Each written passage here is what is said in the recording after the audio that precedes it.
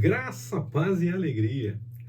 A mensagem a respeito do livro de Josué será dividida em duas partes. Serão duas mensagens, dois vídeos, para falarmos a respeito do livro de Josué.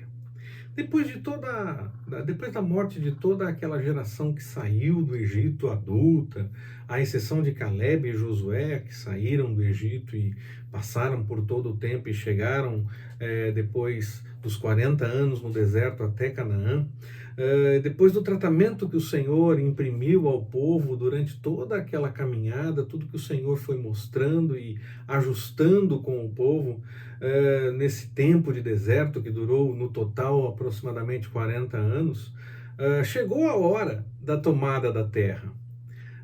Deuteronômio termina com com Moisés tendo toda aquela expectativa pela tomada da terra e que ele próprio não participaria, ele sabia que não participaria. E aí então o livro de Josué começa com esse momento em que o povo deve ir na direção da terra prometida. É hora de ver o cumprimento daquela promessa feita pelo Senhor a Abraão, Isaque e Jacó. Josué acaba então sendo escolhido o líder para levar o povo a essa vitória. O Senhor escolheu Josué, Moisés também confirmou essa escolha. Nós lemos no texto bíblico tanto Moisés direcionando essas coisas, como o Senhor confirmando tudo a respeito de Josué. O Senhor estava pronto a ajustar as coisas com Josué para que ele pudesse realmente liderar o povo. Quando Moisés entende que vai morrer antes de entrar na terra prometida, ele tem toda essa preocupação também de buscar ao Senhor para ter uma nova liderança, saber quem realmente estaria à frente do povo para liderar nessa tomada da terra. E aí, Josué, durante muito tempo, desde o tempo em que Moisés subia ao monte para receber do Senhor as tábuas e tudo mais, Josué acompanhava Moisés nessas coisas. Então ele foi instruído, ele foi discipulado, ele confiou no Senhor, mesmo diante das informações diferentes que os outros espias trouxeram. Ele manteve-se juntamente com Caleb, confiante naquilo que o Senhor tinha para fazer através dele. Ele acompanhou Moisés, ele foi discipulado, como eu falei, e agora chegou a hora de colocar em prática tudo aquilo que o Senhor preparou na vida dele para ele ser realmente um novo líder depois de Moisés, para levar o povo à tomada da terra. A questão da autoria do livro de Josué, o autor não pode ser determinado, nós não podemos cravar quem realmente escreveu o livro, a não ser que o Senhor nos dê a devida revelação. Há um forte indício de que o autor acompanhou os eventos daqueles dias e possivelmente terminou a obra pouco depois da morte de Josué, morte essa que é relatada no livro. Então Josué não teria escrito o livro como um todo. Por se tratar então dos eventos que aconteceram durante o tempo da liderança de Josué, o livro fica conhecido como o livro de Josué, mas por conta da história, do momento histórico dele ser o líder naquele momento. Josué começou a escrever alguma coisa de um texto que pode ser o início do texto do livro de Josué mesmo, como nós vemos lá no capítulo 24, no versículo 26. Ele começou sim a escrever algumas coisas. Pode ter escrito uma pequena parte, pode ter escrito quase tudo, mas tudo realmente não acreditamos que ele tenha escrito, porque fala inclusive da questão da morte, e há outros pontos dentro do livro que podem ter acontecido depois da morte de Josué, e mesmo assim estão relatados no meio do livro. Então, essa definição do mundo antigo, de que quem começou a passar o ensinamento, o personagem principal daquele momento histórico, esse então acaba tendo mais reconhecimento e acaba sendo o livro dessa pessoa, mas não porque é o livro que essa pessoa escreveu, mas porque ela ensinou alguma coisa, ou porque ela era o personagem principal no momento histórico em que aquelas coisas que estão sendo relatadas aconteceram. Essa preocupação com direitos autorais dos nossos dias não havia no mundo antigo. Então, por conta de toda essa questão de se ter essa possibilidade de se falar que o livro era de Josué, não no sentido de que ele escreveu, mas no sentido de que ele estava à frente de toda aquela história, iniciando aquele mover, e talvez tenha começado a escrever realmente. O compilador, o editor, que nos nossos dias apareceria na capa, não se preocupou em se revelar no meio do livro. Deixou a história ter mais evidência, e então o livro é reconhecido como de Josué, como acontece no caso do Pentateuco, que nós conversamos nos 5 primeiros livros da Bíblia. Moisés possivelmente não escreveu todas as coisas, algumas coisas sim, mas não tudo. E ainda assim a autoria mosaica não é questionada. Por quê? Porque ele foi o que começou a escrever, porque ele tem muita coisa do ensinamento que foi passado por ele, porque ele acaba sendo o personagem que mais chama atenção em 4 dos 5 livros. Então, a autoria mosaica não é questionada por isso, mesmo ele não sendo o autor de todo o texto. O mesmo acontece com o livro de Josué. Ele pode ter começado a escrever, ter escrito um pouquinho, ter escrito muito, mas um compilador, um editor terminou esse texto, alguém terminou de escrever esse texto, mas essa pessoa não se revelou na página, e o que ficou com ênfase realmente foi o personagem principal, que no caso é Josué. Ele é então o autor do livro, ele é reconhecido como autor, ainda que não seja aquele que botou o ponto final no texto como nós conhecemos. Como eu falei, além da morte de Josué, nós temos alguns eventos que possivelmente aconteceram depois da morte de Josué. A academia, os estudos, aquelas pessoas que se dedicam mais ao estudo bíblico, entendem que essas situações cronologicamente devem ter acontecido depois da morte de Josué. Pode ter acontecido antes, pode ter acontecido depois, não se tem certeza absoluta, mas o indício maior é que tenha acontecido depois, como por exemplo a vitória de Otiniel, que está lá no capítulo 15, versículos de 13 a 17, e a migração para Adã, lá no capítulo 19, no versículo 47. Esses textos encontram paralelos lá em Juízes, por exemplo. No capítulo 1, de 11 a 15, nós vemos a vitória de Otiniel também. E no capítulo 18 de Juízes, nós vemos até com mais detalhes a questão da migração para Adã. Então, esses textos, acredita-se, que são textos que revelam situações que aconteceram depois da morte de Josué.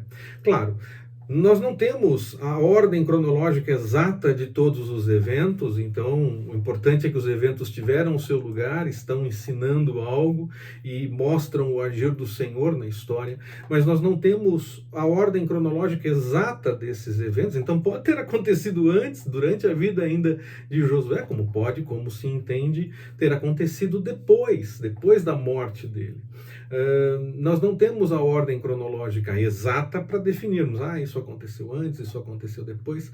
Apenas é uma coisa que nós podemos encontrar nos nossos estudos, nos livros que nós possamos ler, então estou fazendo essa observação.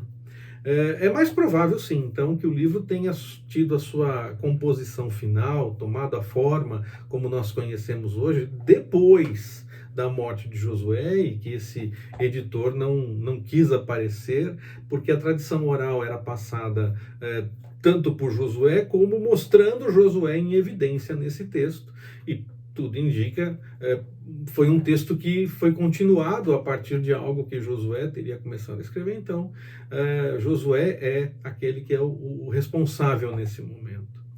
O povo vai na direção de Jericó e atravessa o Rio Jordão a seco. O Senhor providencia a travessia de forma tranquila, cuida para que as situações que estão acontecendo ao redor, que as situações que se mostram durante a caminhada, não atrapalhem, para que as coisas sigam na direção da sua vontade. E aí, depois de circundarem a cidade por 7 dias, nos primeiros 6 dias, uma volta para cada dia, e no último dia, 7 voltas foram dadas. Aí eles tocaram fortemente as trombetas, e as muralhas que estavam ao redor de Jericó ruíram, caíram. Vem com Josué lutar em Jericó, não cantávamos assim? Então, as muralhas cederam e o povo pôde tomar a cidade. Alguns estudiosos definem que o povo não fazia a volta na cidade, mas o grupo inicial e o grupo final não se encontrava. Havia um grupo e que ficava rodando a cidade. E esses estudiosos definem também que muito provavelmente a parte do muro que caiu tenha sido a parte que estava a extensão do povo apenas, para que eles pudessem entrar e tomar a terra, senão possivelmente se caísse em todo ao redor, quando entrasse de um lado, fugia-se pelo outro. Então acredita-se que só um pedaço tenha caído e tudo. A questão é que o Senhor interferiu naquela história. Por conta de um grito, o muro de uma cidade fortificada cedeu, caiu e o povo pôde entrar e tomar a terra. Aqui cabe uma informação interessante que pode servir para a gincana bíblica, uma boa pegadinha. Porque a maioria das vezes nós ficamos com a questão das 7 voltinhas. Fala-se muito de dar 7 voltinhas em outras tantas situações, e lembrando dessa questão da tomada de Jericó. Mas se a pergunta numa gincana bíblica for quantas vezes o povo deu a volta em Jericó, ou circundou a cidade, ou algo assim, a resposta certa não será 7. A resposta certa será 13. Porque durante 6 dias foi dada uma volta, e no último dia 7. 6 mais 7, então 13. É uma ótima pegadinha para gincana bíblica, porque a maioria das pessoas só lembram das 7 voltinhas. E, no entanto, se pensarmos no total de voltas, foram 13 voltas, 6 voltas em 6 dias e 7 voltas no último dia, totalizando 13 voltas. Uma personagem importante para se ressaltar, além de Josué, é Raabe. Ela era prostituta. Alguns estudiosos tentam dizer que era diferente a condição da prostituta, não era como nós pensamos nos dias de hoje. Mas eu prefiro não entrar nesse caminho. Eu prefiro lembrar que o Senhor nos tira de onde nós estamos. Nós somos tocados pelo Senhor no meio das nossas coisas e somos chamados a viver uma vida diferente a partir do chamado do Senhor, a partir do momento que aceitamos a sua vontade.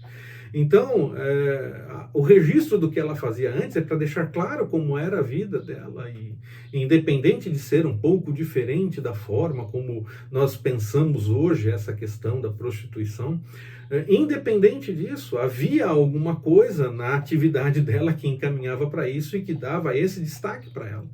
E o Senhor a chamou para fazer alguma coisa, porque quando ela poupa o povo, quando ela esconde os espias que estão com ela, despista o povo da cidade que já procurava pelos espias, ela diz: eu sei que o temor do Senhor caiu por aqui, eu sei que o Senhor deu essa terra a vocês.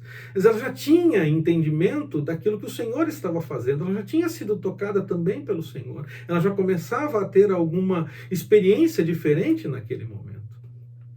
E aí, por conta do fato dela poupar os espias, e ela fez um acordo com eles para que ela e a casa dela fossem poupados, também ela fosse poupada e a casa dela, os familiares dela também fossem poupados, e isso aconteceu. Como nós vemos no Evangelho, por exemplo, quando diz: quando fizerdes fazeres essas coisas para um desses pequeninos, a mim o fazeis, ela fez para os espias, mas o Senhor cuidou de todas as coisas, o Senhor direcionou para que ela tivesse o cuidado. Outro fato interessante envolvendo Raabe é que ela faz parte da genealogia de Jesus. Então, uma prostituta é parente do Senhor, do Salvador. Nós vemos lá no Evangelho de Mateus, no capítulo 1, versículos de 1 a 17, especificamente o versículo 5. Raabe, ela é mãe de Boaz. E Boaz é aquele que vai se casar com Ruth. E para suscitar a memória do falecido filho, marido de Ruth, filho de Noemi, e essa criança que nasce será avô do grande rei Davi. Algumas pessoas também tentam dizer que, não, mas a Raabe aí é outra, mas a condição da mulher no texto bíblico, ainda que não seja machista como nos dias de hoje, já falei disso a respeito disso em outra mensagem, mas era sim patriarcal, os homens tinham sim mais evidência. Se ela não é citada, uma mulher não é citada dizendo algo a respeito dela, para que se pontue qual é a mulher, É porque ela é uma mulher conhecida, e Raabe, ela é citada Raabe, não se preocupe em dizer que é a outra Raabe, que é em outro momento, que fez outra coisa. Então eu entendo que sim, que ela faz parte na genealogia do Senhor Jesus. Então nós devemos entender disso tudo que o Senhor mostra, a partir dessa realidade, que nós podemos aguardar o seu mover no meio das coisas que acontecem na história. Ele age no meio das coisas que acontecem. Desses eventos que estão se sucedendo e muitas vezes parecem estranhos aos nossos olhos, o Senhor está agindo no meio disso. E as coisas vão acontecer de acordo com a vontade dele. Nós precisamos apenas confiar no seu cuidado e aguardar a manifestação do Senhor, tendo a certeza de que ele vai fazer o melhor no meio de todas essas situações que acontecem no dia a dia. Por mais estranho que possa parecer, o Senhor está agindo e o Senhor vai cumprir a sua vontade. Creia nisso. Terminamos assim essa primeira mensagem a respeito do livro de Josué e voltamos com mais uma mensagem, permitindo o Senhor, a respeito do livro de Josué, para completarmos essa sequência de mensagens a respeito desse livro. Que o Senhor nos abençoe. Forte abraço, até mais, permitindo o Senhor.